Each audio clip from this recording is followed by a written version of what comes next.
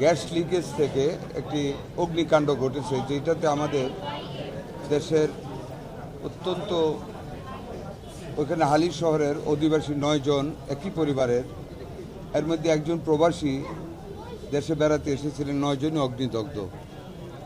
ওদেরকে অগ্নিদগ্ধ অবস্থায় উদ্ধার করে আত্মীয় স্বজন ঢাকা আনার পথে একজন রাস্তায় মৃত্যু হয়েছে, আরেকজন আজকে সকালে ঢাকা মেডিকেল কলেজ হাসপাতালে চিকিৎসাধীন অবস্থায় মারা গেছে এইখানে বার্ন ইউনিটে।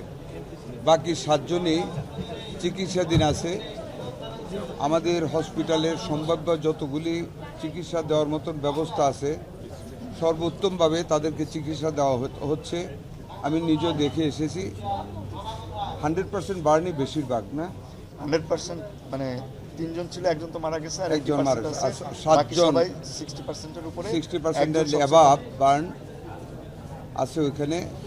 একজন আইসিইউতে আছে, ভেন্টিলেশনে আছে, আর এমনিতে আইসিইউতে আছে। আরেকজনকে স্যার আমরা শিফট করবেন। 7 জনই আমার এলাকা তো। হ্যাঁ, আমাদের এলাকার যথাসাধ্য আমরা চেষ্টা করতেছি। আমাদের হসপিটাল কর্তৃপক্ষ চেষ্টা করতেছেন। আমাদের মাননীয় দুর্যোগ মন্ত্রী এখানে আছেন, আমাদের ওই এলাকার মাননীয় সংসদ সদস্য উপস্থিত আছেন। আমাদের অ্যাভেলেবল যত ফেসিলিটিস আছে, মেডিসিন আছে, সব হসপিটাল কর্তৃপক্ষ দিচ্ছেন।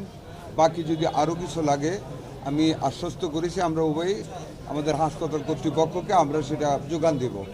তবে আগুনে পোড়া মানুষ, অনেক কষ্ট হচ্ছে, তাও অনেক কষ্ট যতটুকু সম্ভাব্য ফেসিলিটি চিকিৎসা দেওয়া হচ্ছে।